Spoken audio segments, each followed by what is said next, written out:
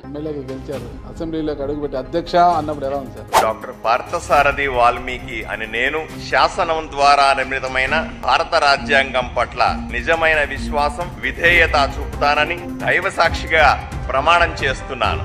ఆదోని ప్రజలకి కృతజ్ఞతగా రుణపడి ఉండాలి. ఒంటరిగా బీజేపీ ఏ రోజు మేము గెలవలేము, ఎవరైనా జట్టు కడితేనే మేము గెలుస్తామని ఒప్పుకుంటున్నారా? దుర్మార్గమైనటువంటి జగన్మోహన్ రెడ్డి గారి పాలన అంతమొందించాలంటే ఎక్కువ అడ్వాంటేజ్ జగన్ పార్టీ వైఎస్ఆర్సీపీ పార్టీకి ఉండేది. ఈ ఎన్నికలు మీకు 18,000 పైజలు మెజార్టీ వచ్చిందంటే అభిమానంతో వేశారా, ఇంకేమన్నా చేశారా సార్? డబ్బులతో అభిమానాన్ని కొనలేము. పార్థసారథి గారితో డబ్బు తీసుకున్న నాయకులు అందరూ కూడా ఓటర్లకు పంచలేదు. ఈ రోజు అదే డబ్బుతో స్కార్పియోలు, ఖరీదైన వాహనాలు కొనుక్కుంటున్నారు అందరూ కూడా. డబ్బులు వాళ్ళు ఎవరైతే పంచుతామని తీసుకున్నారో వాళ్ళందరూ నేను మొదటిసారి కదా కొంత మోసం చేసే అవకాశం ఎక్కువ కూడా ఉంటది. కాకి పవర్ ఎంతున్నా ఖద్దరికి ఎప్పుడు కూడా సలాం కొట్టాల్సిందే కదా. ఖద్దరు లేకలేంది కాకికి ఏమన్నా చెల్లుతుందంటారా? మీరు తప్పు మాట్లాడదు, నా విషయంలో తప్పు మాట్లాడతారు. ఏ పార్టీ అధికారంలో కొట్టే వాళ్ళు చెప్పినట్లు పని ఇవ్వకపోతే వెంటనే రాజకీయ ఒత్తిడి లేనటువంటి వాతావరణాన్ని కల్పించే బాధ్యత నాది. ఇప్పుడు కూటమి సభ్యులంతా కలిసి ఉన్నారు సార్, బాగా హ్యాపీగా ఉన్నారు మీరు? హ్యాపీగా ఉంటాం సార్. మీనాక్షి నాయుడు గారి కుమారుడు పేకాట క్లబ్ రెడీ చేసి పెట్టుకున్నారంట, దాన్ని కూడా మీరు క్లోజ్ చేయించారు. నేను కూటమిలో గొడవలు పెట్టకండి సార్. ఏదో అప్పుడన్నా ఉంటే ఏదో ఇంత సంపాదించుకుంటాడు ఆయన. రిజల్ట్ వచ్చిన మరుసటి రోజు జర్నలిస్టులందరినీ పిలిచి చెప్పినాను, నన్ను నేను చేస్తున్నటువంటి పనులు చూడండి, నన్ను విమర్శించండి, నన్ను పట్టుకోండి. ఈయన ఎమ్మెల్యే అయిన తర్వాత సాయిప్రసాద్ రెడ్డి గారిని ఏమో చేస్తారంటే ఏమీ చేయలేదు, ఆయనతో ఒక 20 కోట్లకు ఒప్పందం కుదుర్చుకున్నారైనా ఆ డీల్ కుదిరింది కాబట్టి ఏమీ చేయలేదు మీలోని ఒక వర్గమే ఆరోపిస్తుంది. నన్ను 20 కోట్లు కొనగలిగే శక్తి ఎవరికి లేదు, నేను ఒప్పుకుంటా. జనాల ఆలోచన వాడు పోయినాడు. సాయి ప్రసాద్ రెడ్డి కాదు, ఇంకెవరికైనా సరే నన్ను డబ్బులు పెట్టి కొనగలిగే శక్తి వాళ్ళ తరం కాదు. నా నిజాయితీని కొనగలిగే శక్తి వాళ్ళకి ఎక్కడ ఉంటుంది సార్? వాళ్ళు పుట్టుకతో అవినీతి పరులు. వెల్కమ్ టు సుమన్ టీవీ, నేను మీ నాగరాజ్ బైర్శెట్టిని. ఈరోజు మన అతిథి ఆదోని ఎమ్మెల్యే, ఓబీసీ మోర్చా జాతీయ కార్యదర్శి డాక్టర్ పివి పార్థసారథి గారు మనతో ఉన్నారు. నమస్తే సార్. నమస్కారం సార్. ముందుగా మీకు నా తరపున, సుమన్ టీవీ యాజమాన్య తరపున కంగ్రాచులేషన్స్ చెప్తున్నాను. ఎందుకంటే ఎమ్మెల్యేగా అంటే తక్కువ కాలంలోనే ఆదోనిలోకి ఎంటర్ అయ్యి 18,000 పైసలు మెజారిటీతో గెలుపొంది అసెంబ్లీలో అడుగు పెట్టారు కాబట్టి నాగరాజ్ నా తరపున, సుమన్ టీవీ యాజమాన్యం తరపున కంగ్రాచులేషన్స్ చెప్తున్నా సార్. ధన్యవాదాలు. Thank you sir. Okay sir, ఎలా ఉంది సార్ గెలుపు? అంటే 2019లో కర్నూలు నుంచి ఎంపీ అభ్యర్థిగా పోటీ చేసి ఓడిపోయిన మీరు 2024లో ఎమ్మెల్యేగా గెలిచి అసెంబ్లీలోకి అడుగు పెట్టారు కదా, ఎలా ఉంది sir kick? 2019లో Bharatiya Janata party ఒంటరిగా పోటీ చేసింది. ఆ సందర్భంలో మాకు ముందుగా తెలుసు పరిణామాలు ఇంత ఆశాజనకంగా ఉండవు అనే క్లారిటీ ఉంది. అయినప్పటికీ కూడా రాజకీయ పరంగా పార్టీ చెప్పింది ఎంపీగా పోటీ చేయమంది. భారతీయ జనతా పార్టీలో క్రమశిక్షణ కలిగినటువంటి కార్యకర్తగా పార్టీ చెప్పిన అంశాన్ని దృష్టిలో పెట్టుకొని అప్పుడు పోటీ చేశాం. మంచి ఫలితాలు. అప్పట్లోనే రాష్ట్రంలో సెకండ్ హైయెస్ట్ ఓట్లు నాకే వచ్చినాయి. అప్పట్లో 25,000 పైచిలకు ఓట్లు వచ్చినాయి.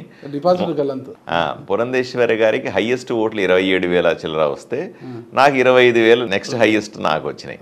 అంటే అప్పట్లో కూడా మనం కొంత ప్రభావాన్ని చూపించినాము ఇక్కడ. కానీ అప్పుడు గెలవడం సాధ్యం కాదని నాకు తెలుసు, అందరికీ తెలుసు. తర్వాత ఇప్పుడున్న పరిస్థితిలో కూటమి సందర్భంలో తప్పనిసరిగా గెలుస్తానన్న నమ్మకంతో ఎంపీ టికెట్ అడిగాను.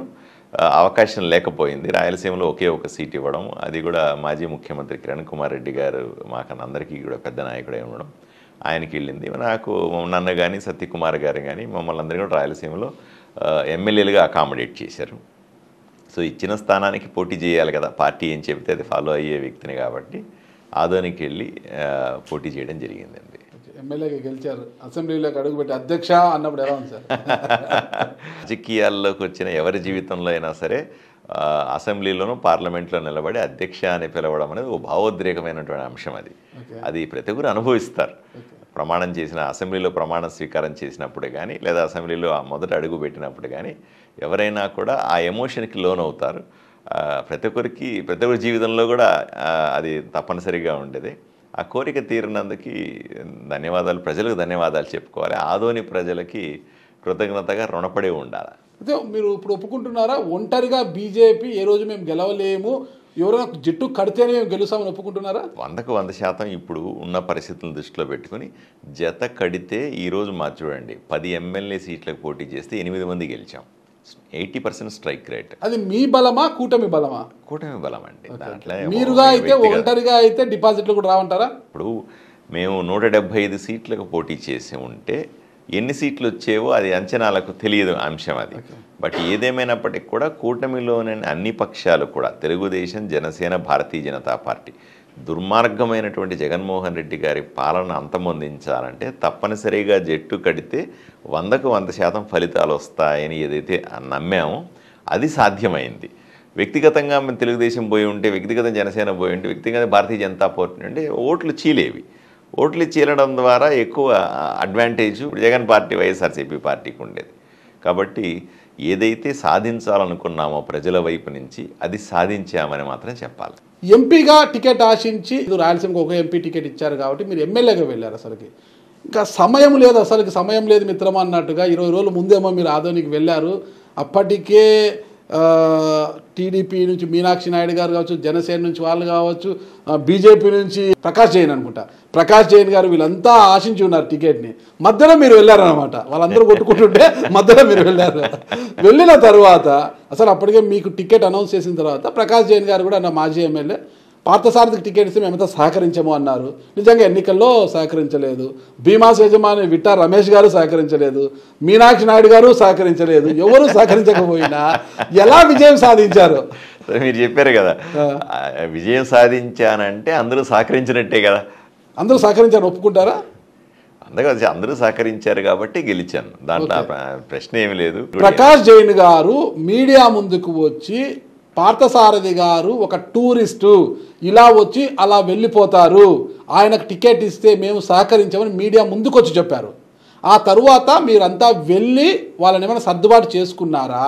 నిజంగా వాళ్ళు సహకరించారా, చేసుకున్నారా? న్యాచురల్గానే పోయినప్పుడు టికెట్ రాలేదనే బాధ అన్ని పార్టీల్లో ఉన్నటువంటి నాయకులకు ఉంటుంది. టికెట్ ప్రకటించిన వెంటనే కూడా కొంత అసంతృప్తి వెళ్ళగక్కుతారు, సహజమే అది. మనం వెళ్ళాలి, వాళ్ళు రిక్వెస్ట్ చేసుకోవాలి, ఈ పరిస్థితులు ఇలా ఉన్నాయి కాబట్టి కూటమిలో అభ్యర్థిగా ఉన్నాను కాబట్టి సహకరించమని కన్విన్స్ చేసుకోవాలి, మనం అభ్యర్థిగా ముందుకు పోవాలి. అది సర్వసాధారణంగా జరిగే అంశమే, దాని పెద్ద ప్రత్యేకత ఏం లేదు దాంట్లో. ఇక్కడ మీ విజయానికి అసలు ప్రధానంగా తీసుకుంటే మనము అప్పటి ఎమ్మెల్యే సాయిప్రసాద్ రెడ్డి గారి పైన కావచ్చు, వైఎస్ఆర్ కాంగ్రెస్ పార్టీ మీద ఉన్న పూర్తిస్థాయి వ్యతిరేకత అనుకోవచ్చా, లేదంటే ప్రసాద్ దగ్గర మూలుగుతున్న నోట్ల కట్టల బలం అంటారా? నోట్ల కట్టల గురించి పక్కన పెట్టేసేయండి, దాని గురించి ప్రస్తావనే లేదు. ఎందుకంటే ఎలక్షన్లో కొంత ఖర్చు పెట్టుకోవాల్సిన అవసరం ఉంటుంది. మీరు మాట్లాడలేదంట ఎలక్షన్లో, మీ మనీ మాట్లాడిందంట కదా. పార్థసారథి గారు మనీ మాట్లాడింది, మనిషి మాట్లాడలేదంటున్నారు. ఏదేమైనప్పటికీ కూడా అక్కడ ఉన్నటువంటి పరిస్థితులు అటువంటివి. ఎందుకంటే గత 15 సంవత్సరాలుగా ఎమ్మెల్యేగా ఉన్నాడు, 3 సార్లు ఎమ్మెల్యేగా ఉన్నటువంటి మాజీ ఎవరైతే నా ప్రత్యర్థి ఉన్నాడో ఆయన చేసినటువంటి వైఎస్ఆర్సీపీ పార్టీ నాయకులు చేసినటువంటి దురాగతాలు పరాకాష్ఠకు చేరుకున్నాయి. అంటే చాలా ఇబ్బందికరమైన పరిస్థితులు, ఎటు చూసినా సరే గొడవలు, రౌడీయిజం, గోండాయిజం, ఊర్లో అంతా కబ్జాలు, హింసించడం, ప్రశ్నించిన వాళ్ళ మంది అంతా పోలీస్ కేసులు పెట్టడం, ప్రజలని కనీసం మనుషులుగా కూడా చూడకుండా పురుగుల్లాగా చూసినట్టుగా వ్యవహరించడం, ఎవడన్నా ఎమ్మెల్యేని కలవాలని వెళ్తే గేట్ల ముందు చేతులు కట్టుకొని నిలబడి గంటల తరబడి ఎండలు నిలబడితే కూడా 1-2 గంటల తర్వాత ఎమ్మెల్యే బయటికి వచ్చి ఏదో పైనుంచి ఊడి పడ్డట్టుగా బయటికి వచ్చి అరే నోటుకు వచ్చింది మాట్లాడి బూతులు మాట్లాడడం, ఇవన్నీ కూడా ప్రజలు చూసి అసహించుకున్నారు. అప్పటికి ఇవన్నీ మీరు చూశారా, విన్నారా? నేను చూడడం కాదు, ఊర్లో ఏ చిన్నపిల్లని అడిగినా చెప్తారు ఆదోనికి వస్తే. సో ఇవన్నీ చూసి ప్రజలు విసిగిపోయి ఉన్నారు. ఎవరన్నా ప్రత్యామ్నాయం వస్తే బాగుండేమో అని ఆలోచిస్తూ ఉండొచ్చు కూడా, నేను అనుకుంటాను అలాగానే. ఆ సమయంలో నేను చదువుకున్నవాడిగా వెళ్ళి ప్రజల ముందు నా ప్రతిపాదన చెప్పడం, వాళ్ళ విశ్వాసం కోరడం. చదువులేదా ప్రకాష్ జైన్, విట్టా రమేష్? నాకు అవకాశం వచ్చింది, అందరికీ చదువు ఉందండి, నాకు అవకాశం వచ్చింది. చదువుకున్న వాడిగా వెళ్ళాలంటే నాలో అలా చూసుకున్నారు, వీడియో చదువుకున్న వాళ్ళ కనపడుతుంది. మీకున్న టాలెంట్ డాక్టర్ అనేది వాళ్ళకి లేదంతే, తేడా లేదు. వాళ్ళ ఎవరి చదువులు వాళ్ళకు ఉంటాయి, ఇబ్బంది ఏమీ లేదు. కానీ నాకు అవకాశం వచ్చింది కదా, అవకాశం వచ్చినప్పుడు కంపారిజన్, అరే వీడేదో చదువుకున్నట్టు ఉన్నాడు, వీడేదో మాట్లాడుతూ ఉన్నాడు, ఆ విశ్వాసం ఇచ్చే పరిస్థితిలో ఉంది, నమ్మచ్చు అని అనుకున్నారేమో ప్రజలందరూ కూడా. అందువల్ల నాకు ఓటేశారు. అంటే 2019 ఎన్నికల్లో దాదాపు 2000 పైచీలకి ఏమో ఓట్లు వచ్చాయి. ఈ ఎన్నికలు మీకు 18,000 పైచీలకు మెజార్టీ వచ్చిందంటే ఎంత గ్రాఫ్ అమాంతం అలా పెరిగిపోయింది. కూటమి సభ్యులంతా కలిసికట్టుగా పనిచేశారు. కూటమి ప్రజలు అన్ని పార్టీ అంతేందుకు వైఎస్ఆర్సీపీ పార్టీ నుంచి నాకు విపరీతంగా ఓట్లు వేసినారు. ఆ పరిస్థితి ఎందుకు వచ్చిందో ఆ పార్టీ స్కాన్ చేసుకోవాలి. ఇప్పుడు అభిమానంతో వేశారా ఇంకేమన్నా చేశారా సార్? పూర్తి అభిమానం లేకపోతే నువ్వు ఒకటి గుర్తుపెట్టుకోండి సార్, మీరు అంటున్నట్టుగా కేవలం డబ్బులతో అభిమానాన్ని కొనలేము, డబ్బులు పెట్టి ఓటు కొనలేము. మీరు చెప్తున్నారు డబ్బులు అంతా ఖర్చు పెడతారు సార్, దాంట్లో ఏం అనుమానం ఏం లేదు. డబ్బులు ఖర్చు ఓటర్ కూడా అవకాశం వస్తే అందరూ చేస్తారన్న అవకాశం వస్తే అందరి దగ్గర తీసుకుంటారు కూడా. మనమే బలవంతంగా ఇస్తారు, రాజకీయ నాయకులే పోయి బలవంతంగా ఇస్తారు. ఓటర్ ఎప్పుడు అడగడు మన దగ్గరికి వచ్చి డబ్బులు కావాలా, నువ్వు డబ్బులు ఏమన్నాడు, మనమే పోయి ఎవరో ఒకరు రాజకీయ పార్టీ నుంచి ఆ చిన్న వీధిలో ఉన్న లీడర్ పోయి డబ్బులు ఇస్తాడు. ఇచ్చిన తర్వాత తీసుకొని వాళ్ళ నిర్ణయం మార్చుకోరు. బలవంతంగా ఎంత డబ్బులు ఇచ్చినప్పటికీ కూడా మీరు ₹1,00,000 ఇవ్వండి, అతను ఓటు వేయాలనుకున్న వాడికి వేస్తాడే తప్ప. ఖచ్చితంగా సార్, కరెక్ట్గా చెప్పారు. ఎవరికైతే ఓటు వేయాలనుకుంటాడో వాళ్ళకే వేస్తారు. అంతవరకు కూడా ఆదోని ఎమ్మెల్యేగా ఉన్న, అంటే అప్పటి వరకు సిట్టింగ్ ఎమ్మెల్యేగా ఉన్న సాయి ప్రసాద్ రెడ్డి గారి పైన పూర్తి వ్యతిరేకతతోనే పార్థసారథి గెలిచారు. ఓకే, అంతే కదా సార్? మీరు ఏమనుకున్నా ఇబ్బంది ఏమి లేదు. ఎట్లా గెలిచినా డబ్బు అంటే పార్థసారథి గారితో డబ్బు తీసుకున్న నాయకులు అందరూ కూడా ఏ ఒక్కరూ ఖర్చు పెట్టలేదు, ఓటర్లకు పంచలేదు. ఈ రోజు అదే డబ్బుతో స్కార్పియోలు, ఖరీదైన వాహనాలు కొనుక్కుంటున్నారు. అందరూ కూడా హ్యాపీగా డబ్బు మిగిలింది, ఓటర్లకు డబ్బులు పంచలే. అయినా ఓటర్ ఒకటే నిర్ణయించుకున్నారు, సాయి ప్రసాద్ని ఎమ్మెల్యే కుర్చీ నుంచి దింపాలి అని నిర్ణయించుకున్నారు. కాబట్టి వాళ్ళు మీకు ఓట్లు వేశారు. కానీ మీతో డబ్బు తీసుకున్న వారంతా కూడా, అంటే ఓటర్లకు పంపిణీ చేయడానికి తీసుకున్న వారంతా ఈ రోజు మంచి ఖరీదైన వాహనాలు, ముఖ్యంగా స్కార్పియోలు ఎక్కువ తిరుగుతున్నాయంటే ఇప్పుడు అదొక కొత్త స్కార్పియోలు కూడా, అదంతా కూడా పార్థసారథి గారి అవును. డబ్బులు వాళ్ళు ఎవరైతే పంచుతామని తీసుకున్నారో వాళ్ళంతా తినేసినారు మధ్యలో. సహజమే, అది రాజకీయాలు జరుగుతుంది. నేను మొదటిసారి కదా, కొంత మోసం చేసే అవకాశం ఎక్కువ కూడా ఉంటుంది. మామూలుగా రెగ్యులర్ అక్కడే ఉండి రాజకీయం చేసే వ్యక్తి కంటే కొత్తగా వెళ్ళుంటాం కదా, సులభంగా మోసం చేయగలుగుతారు. అలా నేను మోసపోయినాను. 100% దాంట్లో జగమెరిగిన సత్యం. ఇప్పుడు మీడియాలో మాట్లాడుకుంటున్నారు, మీరందరూ మాట్లాడుతున్నారు, ఎవరందరూ ఊర్లో అందరూ మాట్లాడుకుంటున్నారంటే నా డబ్బులు నెత్తికి తినేశారనే నిజాన్నే కదా మాట్లాడతారు, ఏమీ లేకుండా మాట్లాడరు కదా. కానీ ఇక్కడే అనమాట, డబ్బు వారు పంచకపోయినా ఓటరు మాత్రం సాయి ప్రసాద్ రెడ్డి గారిని ఓడించాలనుకున్నారు. అదే మీ గెలుపుకి కారణమైంది. ఓటర్ తెలివైన వాడు సార్, ఓటర్ నిర్ణయాన్ని తెలివైన సార్ 100కు 1000% సార్. మనం అనుకుంటాం రాజకీయాల్లో మనకి చాలా తెలివితేటలు ఉన్నాయండి, అవి భలేవాళ్ళు సార్. మీరు చిన్న ఊర్లోకి వెళ్ళి ఒక చిన్న గ్రామంలో టచ్ చేస్తే రాజకీయం మనకంటే బాగా చెప్తారు. అంతేందుకు గల్లీల్లోకి వెళ్ళి మన రాజకీయాలు మాట్లాడితే వాళ్ళు అడిగేటువంటి లీగల్ పాయింట్లు మనకు కూడా తెలియదు, అంత బాగా మాట్లాడతారు. సో వాళ్ళ నిర్ణయం చాలా స్పష్టంగా ఉంటుంది.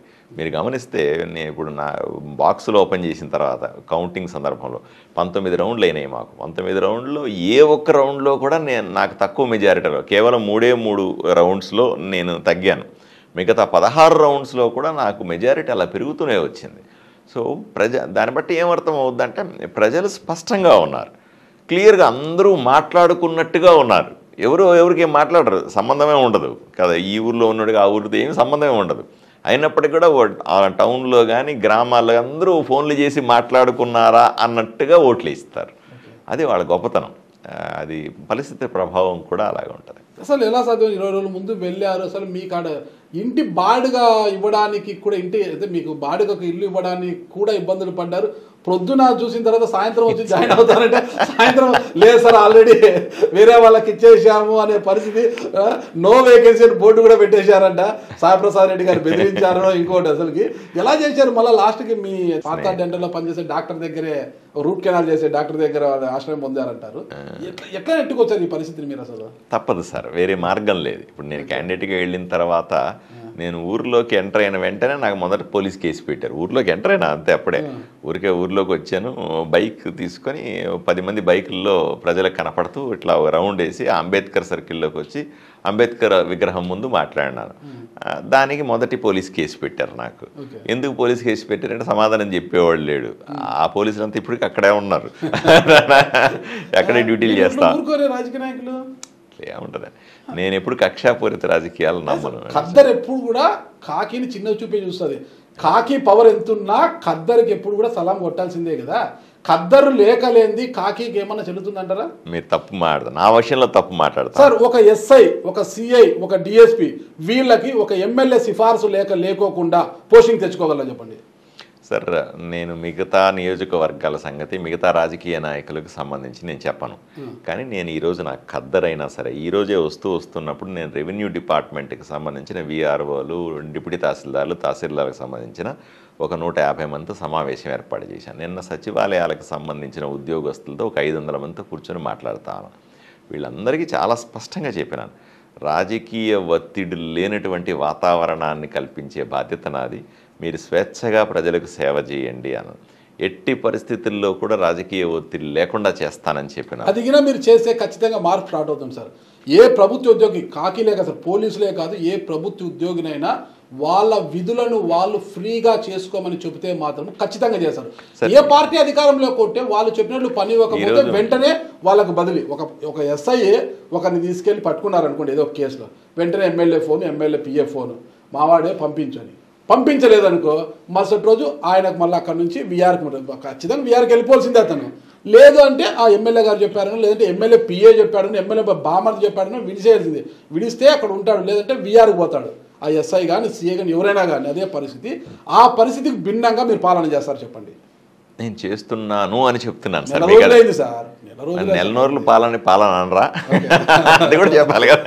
ఇప్పుడు ఒకటే చెప్తున్నాను సార్. ఇప్పుడు నాకు 15 రోజుల తర్వాత మా అమ్మ ఫోన్ చేసింది. నేను రోజు అమ్మతో మాట్లాడతాను. అమ్మ క్యాజువల్గా ఫోన్ చేసి ఏం చేస్తున్నావు అంటే, నువ్వు ఎమ్మెల్యే అయినావు కదా ఆదోనికి, ఈ 15 రోజుల్లో ఏం చేసినావప్పా అంది. అంటే మా అమ్మకి చెప్పినాను, అమ్మ నేను ఏం చేసినానో ఏమో తెలియదు కానీ ఆదోనికి నేను స్వేచ్ఛనిచ్చినాను అని చెప్పినాను. ఆదోనిలో అప్పటిదాకా కూడా ఒక ఎమ్మెల్యే, అప్పుడు ఎమ్మెల్యేగా ఉన్నటువంటి వ్యక్తిని దృష్టిలో పెట్టుకొని అందరూ నడుచుకోవాలి. ఆయన కూర్చుంటే కూర్చోమనా, లేమంటే లేమనాలా, సంతకం పెట్టమంటే ఆఫీసర్ సంతకం పెట్టాలా, పలానా పట్టుకొచ్చి కొట్టమంటే పోలీసులు పట్టుకొచ్చి కొట్టాలా, పలానా మీద కేసు పెట్టమంటే కేసు పెట్టాలా, ఎక్కడన్నా చిన్న సమావేశం జరిగితే ఫోటోలు తీసుకొని భయపెట్టాలా, ఊర్లో ఎవరన్నా మంచి పొలాలు ఉంటే లేదా స్థలాలు ఉంటే దాన్ని కబ్జా చేసిన వాడు అడగకూడదు. ఈ రకమైన వాతావరణం ఉండేది. నేను వచ్చిన తర్వాత మీరు ఈరోజు ఇదే కెమెరాలు తీసుకెళ్ళి అడగండి సార్, ఆదోనిలో నేను రాను, రేపంతా మీరు ఆదోనిలో తిరగండి, ఖచ్చితంగా వస్తాను సార్. మార్పును చూడడానికైనా వస్తా. 20 రోజుల్లో ఆదోనిలో ఒక్కటంటే ఒక్క కబ్జా లేదు, ఆదోనిలో ఒక్క బెదిరింపు లేదు, గూండాలు లేరు, ఎక్కడ పోయినా లేదు. నాటుసారా ఉండకూడదని చెప్పినా నాటుసారా బాగా తగ్గింది, 0కి వచ్చిందని నేను చెప్పను, బాగా తగ్గింది. మట్కా ఆడకూడదని చెప్పినాను, 100% మట్కా లేదు. ఈరోజు పేక ఆడితే ఒప్పుకొని ఊర్లో అన్నాను, బాగా తగ్గిపోయింది. ఎక్కడ దొంగగా ఆడుతా ఉన్నారేమో కానీ. అంతెందుకు ఆ ఊర్లో ఎక్కడైనా సరే రౌడీలు కనపడితే వదిలిపెట్టేది లేదన్నాను, ఒక్క రౌడీ కనపడతలేడు, ఎక్కడ పోయినారు, పారిపోయి ఉన్నారు. ఈ రకమైనటువంటి వాతావరణం. ప్రజలు ఈరోజు స్వేచ్ఛగా మా స్థలాలను మేము కాపాడుకోగలమనే ధైర్యంతో ఉన్నారు. ఈ రకమైన స్వేచ్ఛనిచ్చినాను 15 రోజుల్లోనే. మా అమ్మకు ధైర్యంగా చెప్పినాను, మీతో కూడా గర్వంగా చెప్తా ఉన్నాను. ఖచ్చితంగా సార్, నేను హ్యాట్సాప్ చేస్తున్నాను దీనికి. ఎందుకంటే ఈ పరిస్థితి ఇలాగే కొనసాగితే మాత్రం ఆదోనిలో మార్పు వచ్చినట్లేదు సార్. ఎందుకంటే ఈరోజు మీరు ఎమ్మెల్యే అయ్యారు, పార్టీ అధికారంలోకి వచ్చిన వెంటనే పేకాట ఆడించండి. ఇప్పటికే మీనాక్షి నాయుడు గారి కుమారుడు పేకాట క్లబ్ను రెడీ చేసి పెట్టుకున్నారంట, దాన్ని కూడా మీరు క్లోజ్ చేయించారు. ఓకే, సంతోషం. అది ఎంతకాలం క్లోజ్ చేయించగలరు అవతల మీనాక్షి నాయుడు? ప్రజలు నాకు 5 సంవత్సరాల ఎమ్మెల్యే ఉద్యోగాన్ని ఇచ్చినారు. ఓకే, 5 సంవత్సరాలు ఎవడన్నా సరే ఎమ్మెల్యే అయ్యి ఖర్చు పెట్టుకొని వచ్చిన తర్వాత ఆవురు మని ఉంటాడు సాధారణంగా. నేను ఎన్నికలు అయిపోయి రిజల్ట్ వచ్చిన మరుసటి రోజు ప్రెస్ మీట్ చెప్పి మీలాంటి జర్నలిస్టులందరినీ పిలిచి చెప్పినాను, 100కు 100% 5 సంవత్సరాల పాటు అవినీతి జోలికి పోకుండా, ₹1 లంచం తీసుకోకుండా ఉంటానని చెప్పినాను. అలాగే ఎటువంటి తప్పుడు పని చేయకుండా 5 సంవత్సరాలు గడుపుతానని చెప్పినాను. ధైర్యంగా ఈరోజు మీ కెమెరాల ముందు కూడా చెప్తా ఉన్నాను. మళ్ళీ సంవత్సరం తర్వాత, 2 ఏళ్ళ తర్వాత, 5 సంవత్సరాలు నేను ఎమ్మెల్యేగా పూర్తి చేసుకున్న తర్వాత వచ్చిన తర్వాతనే మీరు ఇంటర్వ్యూ రండి, ఆదోనికి వచ్చి చూడండి. నేను ఆ రోజు కూడా నిఖార్సైన నాయకుడిగా భారతీయ జనతా పార్టీ ఆధారాల కోసం అన్వేషిస్తా, ఆధారాలు దొరికితే మాత్రం వస్తా. ఇది సాగాలి, తీసుకురావాలి, ఎక్కడో ఒకసారి స్టార్ట్ కావాలి. దయచేసి మిమ్మల్ని అందరినీ, మిగతా మీతో పాటుగా రాష్ట్ర వ్యాప్తంగా ఉన్న జర్నలిస్టులందరినీ గురించి రిక్వెస్ట్ చేస్తా ఉన్నా, అందరూ వచ్చి ఇన్వెస్టిగేట్ చేయండి, నా జీవితాన్ని చూడండి, నన్ను నేను చేస్తున్నటువంటి పనులు చూడండి, తరచి చూడండి, నన్ను విమర్శించండి, నన్ను పట్టుకోండి. నేను కెమెరాల ముందు ధైర్యంగా నిలబడతానన్న నమ్మకం నాకుంది. ఎందుకంటే సార్ మీకు డబ్బు అంటే ఏమైనా చేదా సార్? డబ్బు మీద పెద్ద వ్యామోహం ఉందా సార్? డబ్బు అంటే చేదని కాదు సార్, దేవుడు నాకేదో రూపాయి ఇచ్చినాడు, నేను హాస్పిటల్ కష్టపడి. సార్ ఎలక్షన్స్లో మీరు మీ నుంచి వెళ్ళిన డబ్బు ఓటర్కి చేరలేదు, కానీ నాయకులు మింగేశారు బాగా, ఓకేనా? ఆ డబ్బు వెళ్ళిపోయింది మీ దగ్గర నుంచి, మీ డబ్బు ఓటర్లకు పోలేదు, మధ్యలో ఉన్నవారు బాగుపడ్డారు. కానీ ఆ డబ్బు సంపాదించుకోవాలి అన్న ఒక ఉబలాటమో ఆశనో లేదా? ఎలక్షన్లో నేను నా కోసం నా కుటుంబానికి సంబంధించిన డబ్బులు తీసుకొని ఖర్చు పెట్టాను సార్. మీరు కావాలంటే చూడండి, నా హాస్పిటల్ నడిపిన డబ్బులు తీసుకొని కష్టపడి బాగా కష్టపడి 30% ట్యాక్స్ కట్టిన డబ్బుల్ని ఖర్చు పెట్టాను అక్కడ. నా దగ్గర బ్లాక్ మనీ ఏమీ లేదు సార్, కష్టపడి సంపాదించిన డబ్బులే ఉంది, దాన్నే ఖర్చు పెట్టాను. నా కోసం ఎమ్మెల్యే అవ్వడానికి ఖర్చు పెట్టుకున్నాను. దీన్ని రాజకీయాన్ని వ్యాపారం చేయాలన్న ఆలోచన, ఈసారి ఇంత ఖర్చు పెట్టాను, దాన్ని 10 రెట్లు సంపాదించి నెక్స్ట్ ఎలక్షన్లో మళ్ళీ ఖర్చు పెట్టాలనేటువంటి మోనోపోలిక్ రాజకీయాలు నాకు చేయాలని ఆలోచన ఎప్పటికీ లేదు. ఎమ్మెల్యే అయినను దేవుడు అవకాశం ఇచ్చినాడు, ప్రజలు ఆశీర్వదించినారు, ఈరోజు నాకు ఆదోని ప్రథమ పౌరుడిగా పెట్టినారు. 100కు 100% వాళ్ళ రుణం తీర్చుకోవడానికి 5 సంవత్సరాలు పనిచేసి తర్వాత ఆశీర్వదిస్తే మళ్ళీ ఎమ్మెల్యే అవుతాను. లేకపోతే నాకు ఎటువంటి ఇబ్బంది లేదు, నేను చేయాలనుకున్నది 5 సంవత్సరాలు బ్రహ్మాండంగా చేసేస్తాను. ఓకే సార్, ఎన్నికల ముందు వెళ్ళిన మీకు నీడ లేకుండా చేశారు కదా, ఉండడానికి కూడా ఇల్లు లేకోకుండా. ఈరోజు పరిస్థితి ఏంటి? సొంత ఇంటిని నిర్మిస్తున్నారా? లేదు సార్, అప్పుడే డబ్బులన్నీ అయిపోయినాయి, ఇంక అప్పుడే సొంత ఇల్లు వస్తుంది. డబ్బులు అయిపోయినట్టు ఎలా సార్? నాకు తెలుసు 128 పార్త డెంటల్ అధినేత మీరు, అసలు మీతో డబ్బులు అయిపోయినాయి. అయినా కూడా నేను డెంటిస్ట్ని, ఏదో కుటుంబం సంపాదించింది. డబ్బు ఖర్చు పెట్టారు సార్ ఎలక్షన్కి? డబ్బులు అయిపోయేంత ఖర్చు పెట్టారా? మోస్తార్లో ఖర్చు పెట్టారా? సార్ మీ సర్వజ్ఞులు, మీకు తెలియంది కాదు. ఎలక్షన్లో తప్పనిసరిగా ఖర్చు పెట్టుకొని ఖాళీ చేసుకున్నాను జోబుల్ని.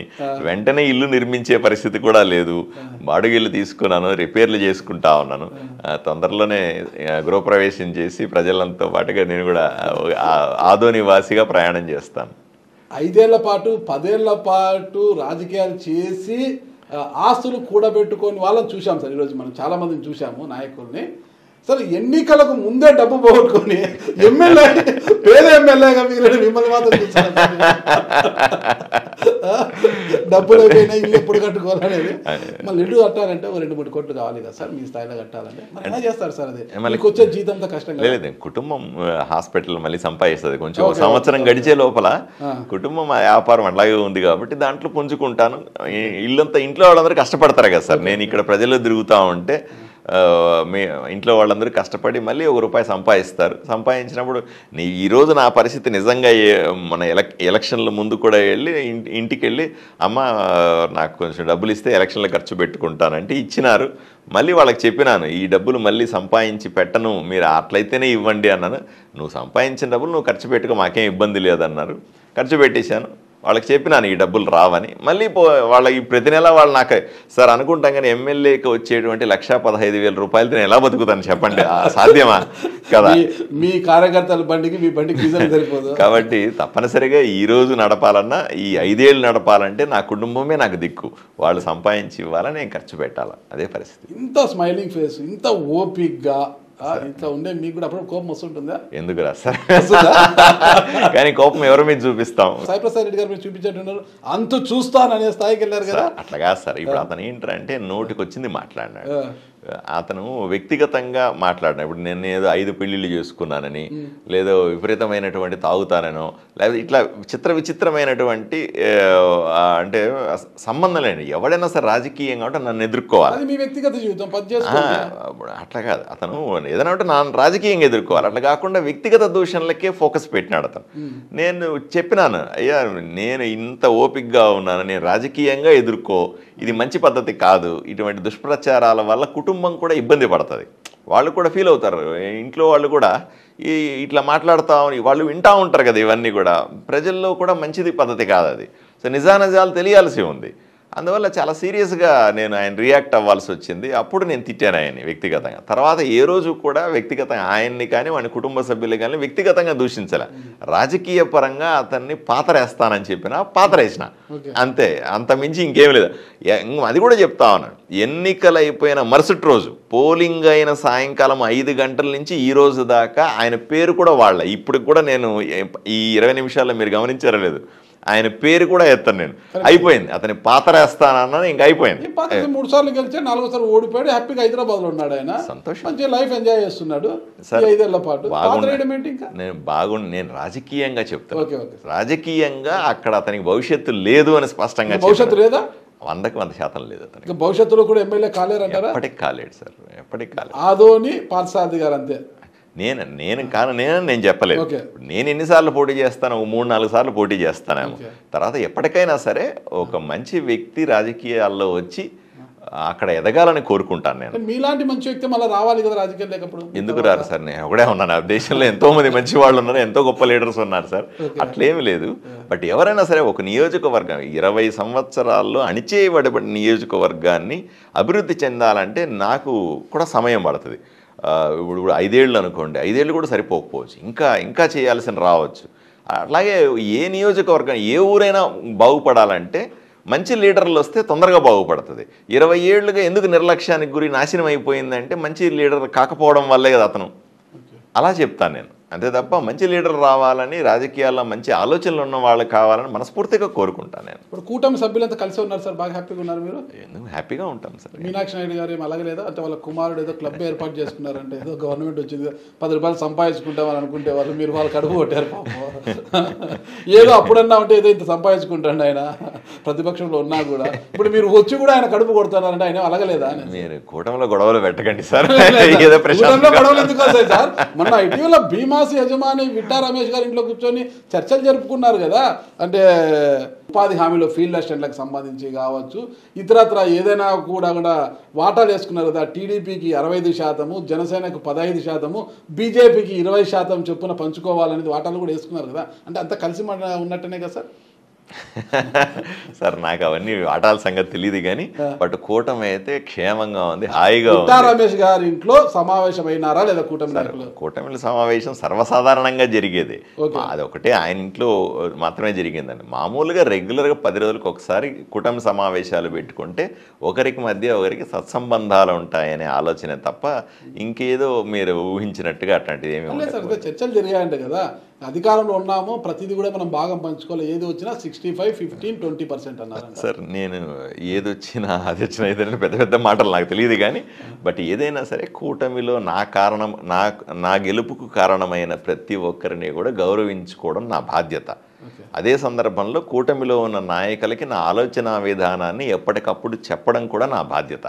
లేకపోతే ఒకరి ఆలోచనలు ఒకరికి తెలియవు. ఎమ్మెల్యేగా నా ప్రయారిటీస్ కొన్ని ఉంటాయి. అయ్యా నేను ఇలా ఉండాలనుకుంటున్నాను, నేను ఇంతే నిక్కచ్చిగా ఉంటాను, అడ్మినిస్ట్రేషన్ ఇలా చేయాలనుకుంటున్నాను అని కూటమి సభ్యులకి చెప్పి వాళ్ళ ఆమోదాన్ని తీసుకోవడం కూడా నా బాధ్యతగా భావిస్తాను. అందులో భాగంగానే నేను మాట్లాడుతూ ఉంటాను తప్ప మిగతా అవన్నీ రొటీన్గా జరిగే అంశాలు అవన్నీ. అంటే కూటమిలోని చాలామంది నాయకులు కావచ్చు, ఇతరత్ర వారు కావచ్చు, ఇక సాయి ప్రసాద్ రెడ్డి గారు దిగిపోయిన తర్వాత, పార్థసారథి గారు ఎమ్మెల్యే అయిన తర్వాత ఖచ్చితంగా మంచి రోజులు వచ్చాయి. సాయి ప్రసాద్ రెడ్డి గారికి ఇక గడ్డు రోజులు స్టార్ట్ అయిపోయిన అందరూ అనుకున్నారు. కానీ ఏమీ రాలేదు, ఇంకా మంచి రోజులే ఉన్నాయి, ఈయన ఏమీ ఆయన మీద చర్యలు తీసుకోవడం లేదని ఇటీవల ముస్లిం మైనార్టీ హక్కుల వేదిక అతను కూడా ఒక వీడియో చేశాడు కదా. అంటే ఎవరినైతే భూ కబ్జా కోరు, హంపి మఠం భూములను అమ్ముకున్న వ్యక్తి కావచ్చు, శర్మ గారిని కావచ్చు, భూ కబ్జా కోరుడు అనే ఆరోపణ ఎదుర్కొన్న కౌన్సిలర్ చిట్టిని కావచ్చు, వాళ్ళని మళ్ళీ పార్టీలోకి తీసుకోవడము, వాళ్ళని పక్కన పెట్టుకోవడము, ఇది ఏ సంస్కృతి అని మీ పార్టీ వల్ల మీ కూటమి నాయకులు విమర్శిస్తున్నారు సార్. ఒకటి ఆలోచన చేయండి సార్.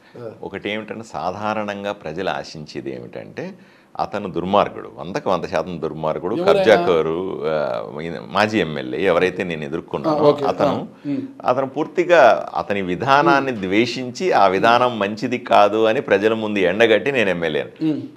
చాలామంది రాజకీయంగా ఎక్స్పెక్టేషన్స్ ఏముంటాయంటే అతను దిగిపోయి నేను రాగానే అతని మీద కక్ష తీర్చుకుంటాను, అతని ఫిజికల్గా ఏమైనా చేస్తాను, అరెస్ట్ చేయిస్తాను. ఇంకోటి, నాకు అతన్ని వ్యక్తిగతంగా అరెస్ట్ చేయడం కాదు కావాల్సింది, అతను చేసిన తప్పులన్నింటినీ సరిదిద్దాల్సిన పరిస్థితులు నాకు. అందువల్ల అతను వ్యక్తిగతంగా చేస్తే నాకేం వస్తుంది సార్? అతను ఆల్రెడీ చచ్చిన పాము, అది దాన్ని మళ్ళీ మళ్ళీ చంపాల్సిన అవసరం లేదు. నేను అతను చేసిన ఏవేవైతే కబ్జాలు చేసినాడో, ఏవైతే ఎవరి ఆస్తులు దోచుకున్నాడో, ఎవరి మీద తప్పుడు కేసులు పెట్టాడో, ఏ విధంగా ఆఫీసర్లందరినీ అణిచిపెట్టాడో, పని చేయకుండా ఇవన్నీ కూడా రిలీవ్ చేసే పనిలో ఉన్నాను. దాని ద్వారా ప్రజలకు రిలీఫ్ వస్తుంది తప్ప అతన్ని మీద కక్ష తీర్చుకుంటే ప్రజలకు ఏం రిలీఫ్ వస్తుంది? కదా, వాడు పోయా వీడు వచ్చా అనుకుంటారు. నేను ఆ పని చేశాను అనుకోండి, వాడు పోయినాడు వీడు వచ్చినాడు, వాడికి వీడికి తేడా. నేను చూపించాల్సింది మార్పు. ప్రజలు నాకు మార్పు కోసం ఓటేసినారు. ఆ మార్పు చూపించాలన్న కసితో పని చేస్తా ఉన్నా. ఒరిస్సా తరహా రాజకీయాలు చేస్తున్నారు మీరు ఆదంలో. నాకు ఒరిస్సా తెలియదు, ఇంకోటి తెలియదు, కానీ నా నేను ఏదైతే నమ్మిన సిద్ధాంతం ఉందో, భారతీయ జనతా పార్టీ కార్యకర్తగా నేనైతే నాకు ట్రైన్ చేయబడ్డానో భారతీయ జనతా పార్టీ నుంచి, ఆ మార్కు రాజకీయాన్ని ఆదోనిలో 100% చూపిస్తూ ఉన్నాను. ఈరోజు ప్రజలు ఎంతో సంతోషంగా ఉన్నారు, ఆఫీసర్లు సంతోషంగా ఉన్నారు, పోలీసు వాళ్ళు సంతోషంగా ఉన్నారు. ఇప్పుడు చిన్న ఎగ్జాంపుల్ చెప్తాను సార్. నేను ఈ 20 రోజుల్లో అక్రమ కట్టడాలు ఏవైతే ఉన్నాయో ఆదోన్లో, నాకు ప్రజలు ఎక్కువ మంది ఓటేసింది ట్రాఫిక్ సమస్య గురించి ఓటేశారు. రోడ్డు వైడనింగ్ చేసుకోవాలి, అక్రమణ కట్టడాలు వచ్చేసినాయి, వాటిని తొలగించాలనే ఒక ప్రధాన అంశం కూడా ఉంది నా ప్రజలు. ఇది ఆదోన్లో ఎప్పటి నుంచో ఉంది అంటే 20 ఏళ్ల క్రితము ప్రతి ఇంట్లో సైకిల్ ఉండేది, ఇప్పుడు కార్లు వచ్చేసాయి, బైకులు విరుగా వచ్చేసాయి, దానికి సరిపడా రోడ్లు లేవు, చిన్న చిన్నగా రోడ్లు. నేను ఎమ్మెల్యే అయిన తర్వాత 20 రోజుల్లో సుమారుగా ఒక 500 అక్రమ కట్టడాలని సరిచేసాం. వెనక్కిపోండి, మీరు అది తీసేసుకోండి, ఎంక్రోచ్మెంట్, రోడ్డు మీదకి వచ్చే ఎంక్రోచ్మెంట్ తీసాం. మీరు ఊహించండి, 500 కరెక్షన్స్ చేస్తే ఎన్ని ఫోన్లు రావాలా, ఎన్ని ఆపేసి ఉండాలా? ఒక్కటంటే ఒక్క ఫోన్ కూడా నేను ఆఫీసర్కి ఎవరికి చేయలేదు. ప్రజలకు నేరుగా పత్రికాముఖంగా చెప్పినాను, నాకు ఈ పార్టీ అయినా ఆ పార్టీ అయినా ఏ పార్టీ అయినా ఒకటే, అక్రమ కట్టడాలను ఉపేక్షించేది లేదు, మీరు వెనక్కి జరుపుకోండి, లేకపోతే మున్సిపాలిటీ వాళ్ళు వచ్చి శుభ్రంగా రోజు వైండింగ్ చేస్తారు, అంతమించి ఏమీ లేదన్నాను. ప్రజలు సర్దుకున్న వాళ్ళంతా సర్దుకున్నారు. సర్దుకొని ఎవరైతే మొండి గట్టాలు ఉంటే రౌడీ షీటర్లు ఉంటారు, నేను దాదా తోపు తురుము అనే బ్యాచ్ ఉంటుంది, వాళ్ళందరినీ స్పష్టంగా అర్థమయ్యే పద్ధతిలో చెప్పి వెనక్కి పంపించినాం. ఈ రకంగా ఈరోజు ప్రజలంతా పీస్ఫుల్గా ఉన్నారు. పార్టీలకు అది నేను చాలా స్పష్టంగా, నాకు ఏ పార్టీ అయినా ఆదోనిలో రాబోయే 5 సంవత్సరాల పాటు ఒకే ఒక పార్టీ ఉంటుంది, ఆదోనిని అభివృద్ధి చేసే పార్టీ. అదే భారతీయ జనతా పార్టీ. నేను దానికి బీజేపీ అని పేరు పెట్టను, టీడీపీ అని పెట్టిన, జనసేన అన్ను, వైసీపీ ఏది అన్ను. ఆదోనిని అభివృద్ధి చేసే పార్టీలో అందరూ ఉండండి, ఇంక ఏమీ ఆలోచన చేయొద్దని చెప్పినాను. ప్రజలు ఆమోదించినారు. ఈరోజు ముందుకెళ్తా ఉన్నాను. సో ఎక్కడా కూడా చిన్న డీవియేషన్ కూడా లేదు మా దగ్గర. ఎక్కడా కూడా నేను ఎన్నికల ముందు ఏమి చెప్పానో ఎన్నికల తర్వాత కూడా అదే చేస్తాను. దాంట్లో కూడా సింగిల్ లైన్ డీవియేషన్ లేదు. మరి ఇంత చేశారు మీరు, అక్రమ నిర్మాణం అడ్డుగా ఉన్న వాటిని తొలగిస్తూ వస్తున్నారు, ఒక్క ఫోన్ కాల్ కూడా ఆఫీసర్ చేయలేదు కదా. మరి ఎన్జిఓ హోమ్ని కబ్జా చేసి వైఎస్ఆర్ కాంగ్రెస్ పార్టీ కార్యాలయాన్ని కడితే ఏమీ చేయలేకపోయారు. రాష్ట్రం అంతా కూల్ చేసి నోటీస్ ఇస్తున్నారు, నోటీస్కే పరిమితం అయిపోయింది, వాళ్ళు కోర్టుకు తెచ్చి స్టే కూడా తెచ్చేసుకున్నారు, ఏమీ చేయలేకపోయారు. ఇప్పుడు రాష్ట్ర వ్యాప్తంగా 17 వైఎస్ఆర్సీపీ కార్యాలయాలు ఇలా ఆక్రమణలు ఉన్నాయని తెలిసింది. మేము వాళ్ళకి నోటీసులు ఇచ్చాము, 17 కూల్ చేస్తామని. వాళ్ళు రాత్రికి 17 మీద కోర్టుకి వెళ్ళారు. వాళ్ళ పార్టీ వైపు నుంచి ఈ 17 కార్యాలయం మీద కోర్టుకి వెళ్ళారు. కోర్టు వాళ్లకు యథాతథ స్థితి కొనసాగించండి దాన్ని తీర్పు రిజర్వ్ చేసింది. మన తీర్పు కోసం వేచి చూస్తాను. తీర్పు వస్తుంది, అదేం ఇంజంక్షన్ ఆర్డర్ లాంటిది. తీర్పు వచ్చిన వెంటనే చర్యలు ఉంటాయి, దాంట్లో వాటిని ఎటువంటి ఉపేక్ష ఉండదు. కానీ ఏంటంటే ఒకసారి మనము ఓవర్గా రియాక్ట్ అయ్యామనుకోండి సార్, మీరు చూశారు కొలకపూడి శ్రీనివాసరావు గారు ఓవర్గా రియాక్ట్ అయ్యి జేసీబీ తీసుకెళ్ళి ఆఫీస్ని కొట్టాలని ప్రయత్నం చేసినాడు. అది కూడా మంచిది కాదు. మనం చదువుకున్న వాళ్ళం, చట్టాన్ని గౌరవించాల్సిన అవసరం ఉంది, జడ్జిమెంట్ని గౌరవించాల్సిన అవసరం ఉంది. ఎన్ని రోజులు కాపాడుతారు? తప్పు చేసిన వాడిని చట్టం ఎప్పటికీ కాపాడుతూ పోదు. ఈరోజు కాకపోతే 1 నెల తర్వాత, 2 నెలల తర్వాత తీర్పు వస్తుంది. వచ్చిన వెంటనే చట్టపరంగా చర్యలు తీసుకొని ప్రజలకు అప్పుడు అన్నీ ఒకే రోజు చేయలేదు, అన్ని 20 రోజుల్లో చేయడం సాధ్యం కూడా కాదు. కరెక్ట్. మీరు మా చట్టపరంగా చేయాలి, న్యాయపరంగా పోవాలి, చచ్చిన పాముని ఇంకా చంపకూడదు అని మీరు ఒక విధానపరంగా ముందుకు పోతున్నారన్నమాట. అంటే అభివృద్ధి ఏ విధంగా చేయాలి, అభివృద్ధి పైన దృష్టి సారిస్తూ ఇవన్నీ పక్కన పెట్టారు. కానీ ఒక వర్గం మాత్రం ఏమనిపిస్తుంది, ఈయన ఎమ్మెల్యే అయిన తర్వాత సాయిప్రసాద్ రెడ్డి గారిని ఏమో చేస్తారంటే ఏమీ చేయలేదు, ఆయనతో ఒక 20 కోట్లకు ఒప్పందం కుదుర్చుకున్నారైనా ఆ డీల్ కుదిరింది కాబట్టి ఏమీ చేయలేదు మీలోని ఒక వర్గమే ఆరోపిస్తుంది. ఇది నా మాట కాదు సార్. నాగరాజు గారు ఒకటే సూటిగా దాని మీద వీడియో కూడా వచ్చింది. ఒకటి ఆలోచన చేయండి సార్, నన్ను 20 కోట్లు కొనగలిగే శక్తి ఎవరికన్నా లేదు.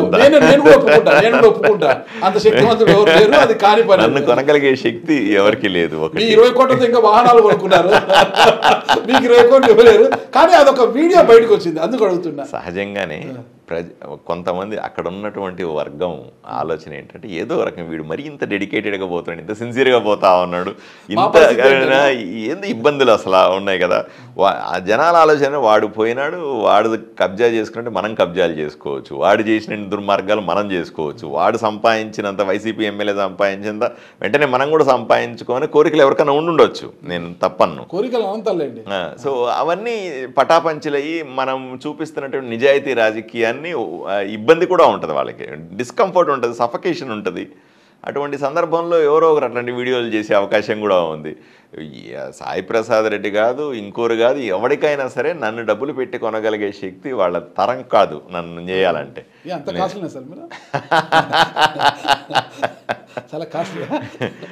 నా నిజాయితీ కాస్ట్లీ, నా నిజాయితీ కాస్ట్లీ. నేను డబ్బులు అంటే అన్ని డబ్బులతో కొలవలేం కదా సార్. నన్ను కొనగలిగే శక్తి, నా నిజాయితీని కొనగలిగే శక్తి వాళ్ళకి ఎక్కడ ఉంటుంది సార్. వాళ్ళు పుట్టుకతో అవినీతి పరులు, వాళ్ళ రాజకీయ చరిత్ర అంతా అవినీతిమయం. నా క్యారెక్టర్ని చూడలేరు కదా అలాగా. ఓకే సార్, ఇప్పుడు ఎమ్మెల్యే అయ్యారు సార్, మొట్టమొదటిగా ఏ అభివృద్ధి కార్యక్రమానికి శ్రీకారం చుట్టబోతున్నారు మీరు? సార్ నా ప్రయారిటీస్ నాకు ప్రజల ఎజెండానే నా ఎజెండా అనుకున్నాను. రోజువారీ ప్రజల సమస్యలు వస్తూనే ఉంటాయి. యావరేజ్గా నన్ను రోజు చూడడానికి ఒక 500 మంది వస్తారు. 500 మంది పిటిషన్ చూడడానికి వస్తారు సార్, సమస్యలు చెప్పుకోవడానికి. చూడడానికంటే వాళ్ళు ఎందుకు వస్తారు? మహేష్ బాబు లాగా ఉన్నారు కదా, చూసుకోవాలి సార్. నమస్కారం సార్, నన్ను ర్యాగింగ్ చేస్తా ఉన్నారు. అలా కాదు, నన్ను చూడడానికి వస్తారంటే నన్ను కలవడానికి వచ్చి ఏదో వాళ్ళ కష్టాలు చెప్పుకుంటారు, వాళ్ళ ఇబ్బంది. ఒక 500 మంది వస్తారు. వాళ్ళందరి పిటిషన్లు తీసుకోవాలి, మళ్ళీ కార్యక్రమాలన్నీ చూసుకోవాలి. వాళ్ళల్లో వచ్చేటువంటి మెజారిటీ సమస్యల్ని తీసుకొని నేను ముందుకు వెళ్తూ ఉంటాను. సో చాలా ఎక్కువ మంది మంచినీళ్ళ సమస్య అని చెప్పారు మాకు. అందువల్ల ఏంటంటే అక్కడ రామ్ జిల్లా ప్రాజెక్ట్ అని ఉందండి. అది నీళ్లు ఉన్నప్పటికీ కూడా అది విషపూరితమైన నీళ్లు అని ప్రజలు నమ్మడం, అక్కడంతా ఇబ్బంది ఉంది. సో వాటిలో నుంచి వాటర్ అంతా ఇప్పుడు తీసేసే పని మొదలు పెట్టాం. రాగానే తీసేసి కొత్త నీళ్ళు నింపే పని చేస్తాం వర్షం రాగానే. రెండవది ఏంటి, నేను ఎలక్షన్లు తిరిగే టైంలో కూడా వారానికి ఒకసారి నీళ్ళు వచ్చేవి. ఇంప్రాపర్ ప్లానింగ్ వల్ల ప్రాపర్ దాన్ని మేనేజ్ ఉన్న వాటర్ని మేనేజ్ చేసుకోలేకపోవడం. ఈరోజు మీరు ఆదాయంలో చూడండి, 4 రోజులకి 3 రోజులకు ఒకసారి నీళ్ళు వస్తామని. నేను పెద్ద ఏం చేసింది, అడ్మినిస్ట్రేట్ చేశాను. కూర్చొని ఓపిక్గా ఇంజనీర్లు అందరినీ పెట్టుకొని ప్రాపర్గా డిస్ట్రిబ్యూషన్ పెట్టండి, నేను ఫోకస్ పెడతాను అని 2 రోజులకు ఒకసారి వాళ్ళతో మాట్లాడినాను అంతే. నాకున్న ఆలోచనలు చెప్పినా చేసిందంతా వాళ్ళేను. ఈరోజు 3 రోజులకు 4 రోజులు నీళ్ళు వస్తామని. భవిష్యత్తులో ప్రతిరోజు నీళ్ళు వచ్చే అవకాశం 100% ఆదోనిలో నెక్స్ట్ సమ్మర్ కూడా, నేను మళ్ళీ చెప్తాను, నెక్స్ట్ పీక్ సమ్మర్లో కూడా, నెక్స్ట్ పీక్ సమ్మర్లో కూడా తప్పనిసరిగా 2 రోజులకు ఒకసారి నీళ్ళు ఇచ్చే కార్యక్రమం చేస్తాం. భవిష్యత్తులో రోజువారీగా నీళ్ళు వచ్చే నీళ్లు బట్టి, అవకాశాన్ని బట్టి. అంటే నెక్స్ట్ సమ్మర్కు సాధ్యమా కాదని నేను చెప్పలేను, కానీ 5 ఏళ్లలో మాత్రం రోజు ఇంటికి నీళ్ళు ఇచ్చి ఫుల్ టైం నీళ్ళు ఇచ్చే పని మాత్రం చేయగలుగుతాను. అది అంటే ఓన్లీ ఏం లేదు, ప్రాపర్ ప్లానింగ్తోనే సాధ్యం అవుతుంది. ఉన్న రిసోర్సెస్ కొన్నే ఉంటాయి, నీళ్లు తక్కువగానే ఉంటాయి. దాన్ని వాడుకునే విధానం కానీ, దాన్ని ప్రిజర్వ్ చేసుకునే విధానం కానీ, దాన్ని డిస్ట్రిబ్యూట్ చేసే విధానం ద్వారానే ఇవి చేసుకోవడం సాధ్యం. ఒకసారి ఆదోని అంటేనే అందరికి కూడా సెకండ్ ముంబై, సెకండ్ బాంబే అంటుంటారు కదా. అంటే వైట్ కాటన్ అయితే ఈ కాటన్ మిల్స్కి, స్పిన్నింగ్ మిల్స్కి పెట్టింది పేరు ఆదోని. ఇంకా అయితే అది కనుమరుగపోయి స్పిన్నింగ్ మిల్స్ అన్ని కూడా ఈ మామూలు ఇచ్చుకోలేక, ఈ దౌర్జన్యాలు, ఈ రౌడీ జాలకు భయపడి ఆ స్పిన్నింగ్ మిల్స్ అన్ని మూసేసి ఎక్కడికక్కడ వెళ్ళిపోయారు కదా. దానికి పూర్వవైభవం తీసుకురావాలంటే పార్థసారథి గారు ఏం చేస్తారు సార్? మొట్టమొదటి అంశం సార్, ప్రజలందరూ కూడా ఆదోనిలో గత 10 సంవత్సరాలుగా నివసించి, 20 సంవత్సరాలుగా నివసించిన ప్రజలందరూ కూడా ఏమనుకుంటున్నారు, ఆదోని సేఫ్ ప్లేస్ కాదు మనకి. ఇక్కడ ఈ గూండాయిజం, రౌడీజం, కబ్జాలతో మన ఆస్తులకి భద్రత లేదు అనే భావన. ఊర్లో సంపాదించుకున్న వాళ్ళు కూడా పక్క ఊర్లోనో పక్క రాష్ట్రంలో పోయి ఆస్తులు కొన్నారు, స్థలాలు కొనుక్కున్నారు, ఇల్లు కట్టుకున్నారు. ఆ ఊర్లో ఎవరు లేరు. రెండవది మంచి ఆఫీసర్లు, నేను ఎంతోమంది మంచి ఆఫీసర్లను కలుస్తాను. మంచి ఆఫీసర్లు ఆదోనికి వచ్చి పని చేయమంటే చేయరు. ఎందుకంటే అక్కడ ఉన్నటువంటి ఎమ్మెల్యేలు, అక్కడకున్నటువంటి రాజకీయ వాతావరణం మనకు సూటబుల్ కాదు అని భావిస్తాను. మంచి ఆఫీసర్లు అక్కడికి రాలేదు 10 సంవత్సరాలు. మంచి ఆఫీసర్ వస్తే కదా బ్రహ్మాండంగా ఎగ్జిక్యూట్ చేయడానికి దానికి ఏమన్నా. మూడోది ఏంటి, ప్రజలు ఏంటంటే కనీస అవసరాలు కూడా లేకుండా, ఇప్పుడు వారానికి ఒకసారి నీళ్ళు వస్తేనో, లేకపోతే పాడైపోయిన రోడ్లతోనో, డ్రైనేజ్తోనో ప్రజలు ఎక్కువ కాలం నివసించే, ఎక్కడ మంచి ప్లేస్ ఉంటే అక్కడికి వెళ్ళి నివసించడానికి ప్రయత్నం చేస్తారు. నా ప్రధాన లక్ష్యం ఈ 5 సంవత్సరాల, నేను మీకు మాటిస్తున్నాను, రాసి పెట్టుకోండి, 5 సంవత్సరాలు నేను ఎమ్మెల్యే నా ఉద్యోగం పూర్తయ్యే లోపల ఆదోనిని అత్యంత సురక్షితమైన ప్లేస్గా ప్రజలకు చూపెడతాను. పూర్వవైపు వస్తుందంటారా? పూర్వవైపు అని చెప్పట్లే, పూర్వవైపు నాకు తెలియదు, నేను చూడడం కూడా.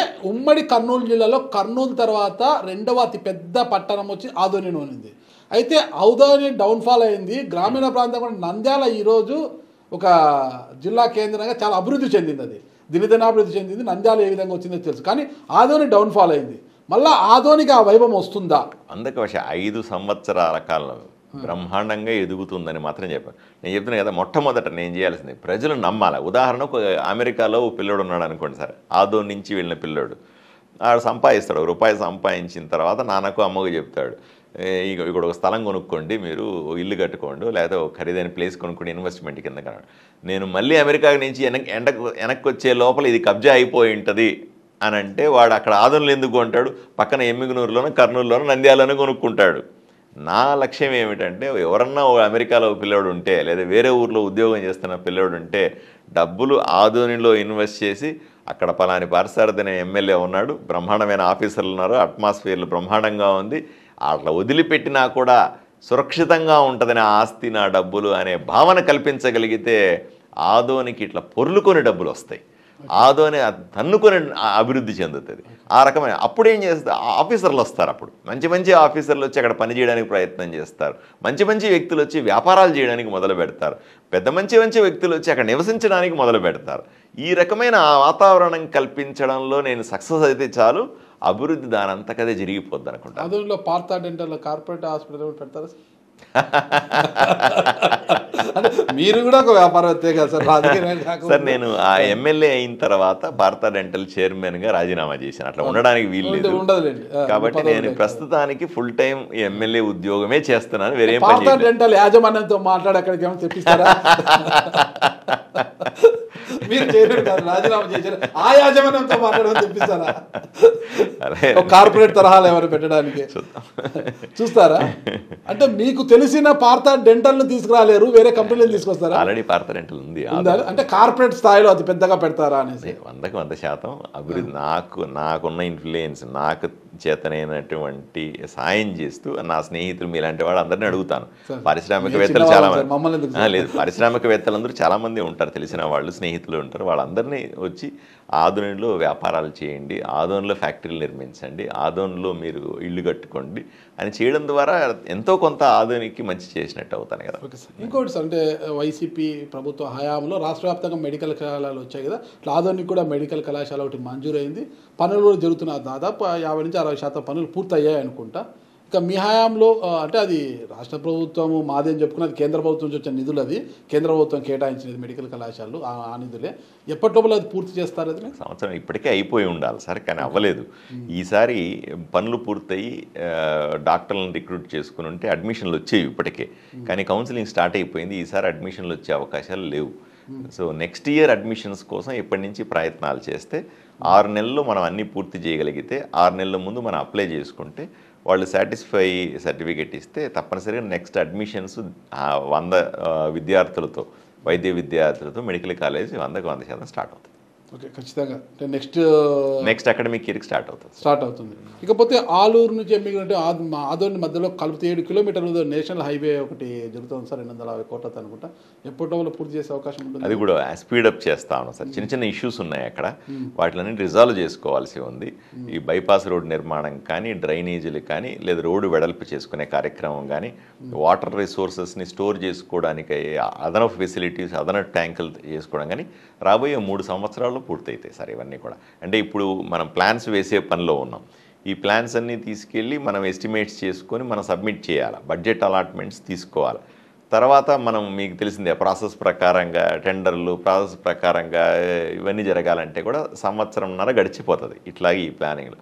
అప్పుడు పనులు మొదలైతే డెఫినెట్గా 3 సంవత్సరాలు పూర్తయ్యే లోపల నా టెన్యూర్లో కొంత మీరు విజిబుల్గా మీ కంటికి కనిపించేటువంటి మార్పు కనపడుతుంది సార్. ఓకే సార్, నాకు తెలుసు సార్, ఇటీవల అంటే ఆదోనిలో శ్మశాన వాటికలకు స్థలం కొరత రావడంతో ఉన్నన్ని కబ్జాలు అయిపోయాయి, ఇంకా స్థలాలు లేకపోవడంతో ధన సంస్కారం కూడా ఇబ్బంది అయితే క్రిమేషన్ అంటే ఎలక్ట్రికల్ మిషన్ కూడా తెప్పించేస్తారు, దాంట్లో 70 లక్షలు అనుకుంటుంది. దాన్ని వినియోగం లేకోకుండా అలా మున్సిపాలిటీలో పడేసింటే మున్సిపాలిటీలో ఉన్న వేస్ట్ సామాన్ని గుజరీకి ఎత్తేసు దాన్ని కూడా ఎత్తేసారంట కదా సార్. వాటి పరిస్థితి ఏంటి సార్? సార్ అది కేంద్ర ప్రభుత్వం పంపించిన డబ్బులు. హిందూ శ్మశాన వాటిక కోసం ఎలక్ట్రిఫికేషన్ మిషన్స్ పంపించినారండి. దాన్ని వీళ్ళు తినేశారు. తినేసి పాడు చేసి ఆ మిషన్లు ఆడబడేస్తే అది చెత్త వాళ్ళు ఎత్తుకుపోయింది. ఆడబడేసి ఇప్పటికీ దాని నమూనాలు ఆ ఫ్రేమ్ వర్క్ ఆడబడి ఉంటుంది. మీకు అక్కడికి వెళ్తే రామజల ప్రాజెక్టు పక్కన ఆడబడి ఉంటుంది ఒకటి. సో ఇవన్నీ కూడా చెప్పుకుంటూ పోతే చాటడంతా అన్నట్టుగా ఇక్కడ అక్కడ తేడా లేకుండా ఏది దొరికితే అది తినేశారు. పందికొక్కుల్లాగా ఎక్కడ పడితే అక్కడ లోడేశారు. సో దాన్ని చెప్తున్నాయి కదా సార్, పూర్తిగా శిథిలమైనటువంటి ఆదోనిని పునాదుల నుంచి నిర్మించాల్సిన అవసరం, పునర్నిర్మాణం చేస్తారనమాట, చేయాలి సార్. ఓకే. ఈ 5 ఏళ్ల కాలంలో ఆదోనికి ఒక మణిహారంలా నిలిచిపోయేలా ఉండేలా పార్థసారథి గారు ఏం చేయబోతున్నారు? అంటే ఇది ఆ 5 ఏళ్ల పార్థసారథి గారి యొక్క మార్కు పాలన అని చూపించడానికి. ప్రజలు రిలాక్స్ అవ్వాలి. ఇప్పటిదాకా ఊపిరి పగబెట్టుకొని ఉన్న వాళ్ళు ప్రశాంతత కోరుకుంటా ఉన్నారు. అక్కడ వాళ్ళకి ప్రశాంతతనిస్తాను. రెండవది, ప్రజలకు ఉన్న అవసరమైనటువంటి అవసరాలు ఏవైతే మీరు చెప్పిన నీళ్లు, రోడ్లు, డ్రైనేజీలు, ఇట్లా బైపాస్ రోడ్లు, అవి ఇవి ఇట్లాంటివి ఉంటాయి కదా, వీటి మీద దృష్టి పెడతాను. దీనికి విపరీతమైన నిధులు కావాలి. ఇప్పుడున్న రాష్ట్ర ప్రభుత్వ, కేంద్ర ప్రభుత్వ పరిస్థితుల్లో నిధులు తీసుకురావడం మీద పూర్తి స్థాయి దృష్టి పెడతారు. ఇది కాలువల నిర్మాణం, రోడ్ల వైడనింగ్, ఇవన్నీ కూడా మామూలుగా సాధారణంగా జరిగే పనిలేదు సార్. ఎమ్మెల్యే వచ్చినా కూడా కొంత పట్టుదల ఉంది, చేయాలి, అభివృద్ధి చేయాలనుకుంటే చేస్తారు ఎవరైనా కూడా. కానీ మీ మార్కు పాలనలో ఇది ఆదోనిలో మాత్రమే ఇది జరిగింది అని చెప్పడానికి ఏమైనా చేయాలనుకున్నారా సార్? అంశాలైతే అజెండాలో చాలా ఉన్నాయి. ఇప్పుడే చెప్పుకుంటూ పోతే కూడా చాటడాస్తుంది. ఒకటే, ఏదైనా ఒకటే, ఇది చేయాలి, జీవితాంతం గుర్తుండిపోవాలి, ఇది పార్థసారథి గారి యొక్క క్రెడిట్ అని చెప్పడానికి 100% మీరు చూస్తారు. అన్ని ప్రాజెక్టులు బయట పెట్టడం కూడా మంచిది కాదు. నా ఆలోచనలో చాలా నడుస్తూ ఉన్నాయి.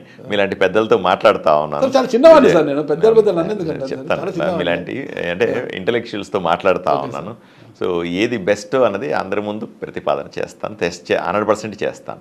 ఓకే, ఒక సురక్షితమైన ఆదోనిని ప్రజలకి ఇవ్వబోతున్నారు మీరు? బహుమతిగా ఇస్తాను. బహుమతిగా ఇప్పటికే 20 రోజులు నేను వాళ్ళకి ఇచ్చిన బహుమతి అది.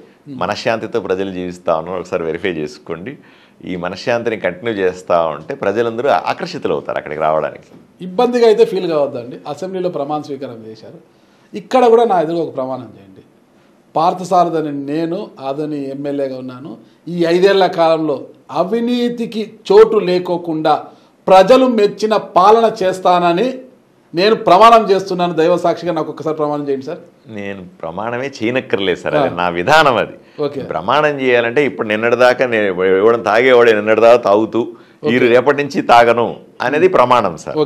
నేను అలా నా జీవిత కాలంలో మీరు చూడండి, వెరిఫై చేయవచ్చు, చూడండి నా వెనక్కి చూడండి, నా జీవిత కాలంలో చూడండి, ఏ రోజు కూడా రాజకీయ నాయకులు అవినీతి చేయరంటే నమ్మే రోజులు కాదు సార్. నన్ను వెరిఫై చేసి నన్ను పట్టుకొని ప్రజల ముందు నిలబెట్టాల్సిందిగా మిమ్మల్ని కోరుకుంటా ఉన్నా. ఓకే సార్, ఆధారాలు దొరకకూడదు నేను కూడా కోరుకుంటాను సార్. అలాంటి అవకాశమే రాకూడదు, మీరు ఇలాగే ఉండాలి అనేది నేను కూడా కోరుకుంటున్నాను సార్. ఖచ్చితంగా నా జీవితంలో ఎప్పుడు కూడా తప్పు చేయనండి, ఇప్పటిదాకా చేయలేదు, తప్పు చేయను. తప్పు చేయాల్సిన అవసరం ఎప్పటికీ రాదనే కోరుకుంటాను. నా కుటుంబం నాతో సపోర్టుగా ఉంది, మీలాంటి వాళ్ళ వెల్ విషెస్ ఉన్నాయి, పెద్దల మా తల్లిదండ్రుల దీవెనలు బ్రహ్మాండంగా ఉన్నాయి. తల్లిదండ్రుల దీవెనతో నేను 100% నేను ఈరోజు ఎలా ఉన్నానో అలాగే నా రాజకీయ జీవితాన్ని పూర్తి చేస్తాననే నమ్మకం నాకుంది సార్. బీజేపీ నుంచి 8 మంది మీరు గెలిచారు, దాంట్లో మంచి మెజార్టీ వచ్చింది మీకు, 18,000 పైచలకు మెజార్టీ వచ్చింది. అందులో ఉన్నత విద్యార్థుడు, ఒక డాక్టర్ కూడా మీరు. అంటే ఈసారి మంత్రివర్గంలో మీకు ఒక బర్త్ మాత్రమే ఖరారు చేశారు. మళ్ళా పునర్వ్యవస్థీకరణ అంటూ జరిగితే పార్థసారథి గారిని మంత్రిగా చూడొచ్చు అంటారా? అది పార్టీ నిర్ణయాలు బట్టి ఆధారపడదు, మనకేం సంబంధం ఉండదు సార్. ఓకే, ఎమ్మెల్యేగా గెలిచే వరకే నా వంతు. ఓకే, ఏ నిర్ణయం ఇప్పుడు పార్టీలో ఇప్పుడు ఎంతోమంది సీనియర్ లీడర్లు ఉన్నారు, ఎంతోమంది నాకంటే మంచి కార్యకర్తలు కూడా భారతీయ జనతా పార్టీలో ఉన్నారు. దానికి కూడా నాకు ఎమ్మెల్యేగా పోటీ చేసే అవకాశం ఇచ్చింది కదా పార్టీ, అంతే. తర్వాత ఈరోజు నేను గెలిచినాను, పార్టీ నిర్ణయం తీసుకోవాలి, ఎవరిని మంత్రి చేయాలా, ఎవరిని ఇంకోటి, అట్లా ఆశలు పెట్టుకోకూడదంట. నేను దేని మీద ఆశించకూడదని, పార్టీ ఏం చెబితే అది చేయాలని నేర్పించారు మాకు. అమాత్యులు అని అనిపించుకోవాలనే ఆలోచన లేదా? సార్ ఇప్పుడు ఇవన్నీ నా కోరికలకు సంబంధించిన ప్రతి ఒక్కడికి కూడా సీఎంలు పిఎంఓ వాళ్ళని కూడా కోరుకుంటారు ఏమీ లేకనే కదా. అవన్నీ కూడా కౌంటబుల్ కాదా అంటాను నేను. ప్రాక్టికల్గా ఆలోచన చేస్తే పార్టీకి విధేయుడిగా ఉండాలి, పార్టీ తీసుకునే నిర్ణయాలకు కట్టుబడి ఉండాలి, అంతే తప్ప మూడో డీవియేషనే ఉండకూడదు సార్. అట్లా ఉంటేనే భారతీయ జనతా పార్టీ కార్యకర్త అవుతాడు. ఎక్స్పెక్టేషన్స్ అన్నీ పెట్టుకుని ఇవన్నీ అట్లా ఇట్లా అది ఇట్లా ఇది ఇట్లా లెక్కలేస్తే భారతీయ జనతా పార్టీ కార్యకర్త కాదు. ఓకే సార్, ఇక ఫైనల్గా చెప్పాలంటే అందరికీ ఒక అంతు చిక్కని ప్రశ్న, ఎవరి పార్సారథి గారు 20 రోజుల ముందు వెళ్ళి ఆదుర్లో గెలిచారు, ఎలా గెలిచారు తల బాదుకుంటున్నారు సార్. వాళ్ళందరికీ వాళ్ళ అనుమానాలు నివృత్తి చేయాలి. సార్ మీ స్వగ్రామం ఎక్కడ సార్? నాది అంటే నేను పుట్టింది, నా ప్రైమరీ ఎడ్యుకేషన్ అంతా మదనపల్లిలో జరిగింది. నాన్నగారి పేరు సార్? మా నాన్న పేరు నరసింహులు గారండి. ఆయన టీచర్గా పనిచేసేవాళ్ళు, ప్రభుత్వ ఉపాధ్యాయుడిగా ఉండేవాడు. అమ్మగారు హౌస్ వైఫ్గా ఉన్నారు, చంద్రకళ గారు. స్వగ్రామం సార్? అమ్మగారిది హిందూపూర్ అండి. ఓకే. నాన్నగారిది కర్నూలు, నాన్న వాళ్ళ ఫాదర్ది కర్నూలు, మా తాతగారిది కర్నూలు. మా నాన్న టీచర్ అవ్వడం వల్ల చిత్తూరు జిల్లాలో ఎక్కువగా పనిచేసినాడు, మదనపల్లి పుంగునూరు ప్రాంతాల్లో ఎక్కువగా పనిచేసినాడు. అక్కడ నాకు స్కూలింగ్ జరిగింది, ప్రైమరీ స్కూలింగ్ 5వ తరగతి దాకా అక్కడ చదువుకున్నాను మదనపల్లిలో. తర్వాత నేను శ్రీకాళహస్తికి మా ఫాదర్కి ట్రాన్స్ఫర్ అవ్వడం వల్ల చిత్తూరు జిల్లాలో అక్కడ 6వ తరగతి నుంచి ఇంటర్మీడియట్ దాకా అక్కడ చదువుకున్నాను. నేను బాగా చదువుతాను కాబట్టి నాకు అప్పుడు ఎంసెట్ ఉండేది, నీట్గా ఎంసెట్. అప్పుడు రాస్తే నాకు మంచి మార్కులు వచ్చినాయి. నేను ఉస్మానియాలో నాకు సీట్ వచ్చింది, Hyderabad Osmania dental college seat వచ్చింది. మంచి మార్కులు వస్తే ఎంబీబీఎస్ రాకుండా డెంటల్ ఎందుకు వచ్చింది సార్? రాలేదు అప్పుడు పరిస్థితులు. ఉన్న కాలేజీల్లో పోల్చుకుంటే ఉస్మానియాలో వచ్చిందంటే నేను మంచివి అనుకుంటున్నాను. ఏం చేయమంటారు? మంచి ర్యాంక్ వస్తే ఎంబీబీఎస్ వస్తుండే, కొంత తగ్గింటది కాబట్టి డెంటల్ వచ్చింది. పోన్లే, నేను తక్కువ మార్కులు వచ్చి డెంటల్లో చేరాను అనుకుందాం పోనీ అనుకొని ఆ రకంగా గడిపాను. ఎండిఎస్ చేశాను, అక్కడే చేశాను. బీడిఎస్ ఎండిఎస్ పూర్తి చేశాను. తర్వాత తిరుపతికి వచ్చి మొదట క్లినిక్ మొదలు పెట్టాను. అక్కడి నుంచి ఎక్కడ చేశారు సార్? ఉస్మానియా. ఎండిఎస్ కూడా అక్కడే. మామూలు ఎవరైనా కూడా డెంటిస్ట్ అంతా కూడా ఒక నర్సింగ్ హోమ్ 2 నర్సింగ్ హోమ్తో సరిపెట్టుకుంటారు. మీరే సార్ ఇది చైన్ లింక్ లాగా రాష్ట్రం అంతా అలా అలా అలా విస్తరించి 2 రాష్ట్రాలు 2 తెలుగు రాష్ట్రాలు అలా విస్తరించిపోయారు మీరు. అసలు ఒక లక్ష్యంగా పెట్టుకున్నారా? అది ప్యాషన్. అంటే ఒకరికి ఒక పిచ్చి ఉంటుంది సార్. ఇప్పుడు మీకు ఒక రకమైన ఆలోచన విధానం, మీకు ఒక ప్యాషన్ ఉంటుంది సార్. నాకు ఒక రకమైన ప్యాషన్. ఒక డెంటిస్ట్గా ఒక క్లినిక్ మొదలుపెట్టి సక్సెస్ఫుల్గా నడుపుతున్న సందర్భంలో అరే ఇట్లా కాదు ఇంకేదైనా కొత్తగా చేద్దాం అనే ఆలోచనతో నేను మళ్ళీ హైదరాబాద్ వెనక్కి వచ్చినాను.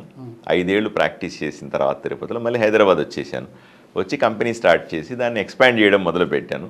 దేవుడి దయ, తల్లిదండ్రుల దీవెన, కష్టపడడం వల్ల కొంచెం ముందుకు వెళ్ళాను. తర్వాత అట్లాగే చచ్చిపోవడం నాకు ఇష్టం లేదు. అలాగే ఒక కార్పొరేట్లో సీఈఓగా ఉండి అట్లాగా చచ్చిపోవడం కూడా నాకు ఇష్టం లేదు. నా పరిధి పెంచుకోవాలనిపించింది. మా ప్రజలకు సేవ చేయాలనే కోరిక ఎప్పటి నుంచో ఉంది. అవకాశం వచ్చింది కదా అని రాజకీయాల్లోకి వచ్చినాను. రాజకీయాల్లో కూడా దేవుడు కరుణించినాడు, ప్రజలు ఆశీర్వదించినారు. దేవుడు కరుణ ఎప్పుడు మీ వైపు ఉంటుంది సార్? ఎప్పుడు తల్లిదండ్రుల దీవెనలు చాలా కీలకమైనవి, అన్నింటికంటే ముఖ్యం. అది ఇప్పుడు ఎమ్మెల్యే అయ్యారు కదా సార్, అవసరమైతే డెంటల్ ట్రీట్మెంట్ చేస్తారు సార్? ప్రాక్టీస్ చేయట్లేదు సార్, మర్చిపోయారు సార్. ఏంటి నేను ఉన్న ఉద్యోగాన్ని ఇప్పుడు ఎమ్మెల్యే ఉద్యోగాన్ని సగ్గా చేస్తే సార్ మళ్ళీ అవి అట్లా అన్ని చేసే ఉద్దేశం లేదు. నాకున్న లక్షణం ఏంటంటే మొదటి నుంచి ఫోకస్డ్గా ఓపెనే చేస్తాను. నేను డెంటల్ ఎక్స్పాన్షన్లో ఉన్నాను, అక్కడ కంపెనీ పెట్టి సో దాన్ని చేస్తాను. చేసినంతసేపు చాలా డెడికేటెడ్గా చేసినాను, అందులో సక్సెస్ చూసినాను. ఈరోజు రాజకీయాల్లోకి వచ్చిన అన్ని వదిలిపెట్టి దీంట్లో కూడా నాకు తోచింది నేను శ్రద్ధగా చూస్తాను. ఒక ప్రభుత్వ ఉపాధ్యాయుడు కుమారుడుగా ఎలాంటి రాజకీయ నేపథ్యం లేకపోయినప్పటికీ కూడా మీ సొంత తెలివితేటలు కావచ్చు, మీ కృషితో తల్లిదండ్రుల ఆశీర్వాదము, దేవుడి యొక్క ఆశీర్వాదాలతో ఈ స్థాయికి వచ్చారు. పార్థా డెంటల్ అనేది అందరికీ తెలుసు అనమాట. ఉభయ తెలుగు రాష్ట్రాలు మీరు తెలియని వాళ్ళు ఎవరు లేరు, అందరికీ తెలిసిన వారు మీరు. అంత వచ్చారు మీరు, ఈరోజు ఎమ్మెల్యేగా కూడా వచ్చారు కదా. అంటే మీ రాజకీయ వారసుడుగా మీ నాన్నగారు మీకు రాజకీయ వారసత్వం లేదు, మీ రాజకీయ వారసత్వం ఇవ్వబోతున్నారా మీ కుమారుడికి? కానీ భారతీయ జనతా పార్టీ రాజకీయ వారసత్వాన్ని ఒప్పుకోవచ్చు సార్. ఓకే. రాజకీయ అంటే భారతీయ జనతా పార్టీ సిద్ధాంతాన్ని నచ్చితేనే దాంట్లోకి వెళ్తాం సార్, లేకపోతే వేరే పార్టీలో ఉంటాం మామూలుగా. అయితే అక్కడ చేరినామంటేనే మీరు ఇంక అండర్స్టూడ్, వారసులు ఉండరు అని అండర్స్టూడ్ మీకు. సో ఆ అవకాశం లేదు. భవిష్యత్తులో మళ్ళా టికెట్ వస్తే ఎలాంటి ఇప్పుడు ఏదో కొంత ఖర్చు అయింది కదా, అలాంటి ఖర్చు పాడు లేకోకుండా ఖచ్చితంగా మళ్ళా పార్థసారథి గారే గెలవాలి అంటే ఏం చేయాలి సార్? ఏమి చేయనక్కర్లేదు సార్. నిజంగా మనం ఏదైతే ఎన్నికల ముందు మాట్లాడినామో, ఇప్పుడు ఏదైతే మాట్లాడుకున్నామో, ఇదే 5 ఏళ్ళు కొనసాగిస్తే చాలు సార్. ప్రజలు ఎప్పటికీ గుండెల్లో పెట్టుకుంటారు. ఏమనమన నేను 28 రోజుల ముందు ఎలక్షన్కి వెళ్ళాను సార్. 28 రోజుల ముందులో స్పష్టంగా నా నిజాయితీతో కూడినటువంటి మాటలు ఏదైతే ఆల్టర్నేటివ్ కావాలని ఆల్టర్నేటివ్ నాలో చూశారు. వాళ్ళు చూశారు కాబట్టి ఆశీర్వదించారు, బలంగా ఓట్లు వేసినారు. ఈ ఆల్టర్నేట్కి మరొక ఆల్టర్నేట్ కాకోకుండా చూసుకోండి సార్. లేదు అట్లా ఇప్పుడు రాజకీయాల్లో ఎవరు రాకూడదు అనుకోవడం తప్పు. ప్రజలు కోరుకోకూడదు అంటున్నా సార్, రాకూడదని అంటుంది. ప్రజలు కోరుకోకూడదు అంటున్నా.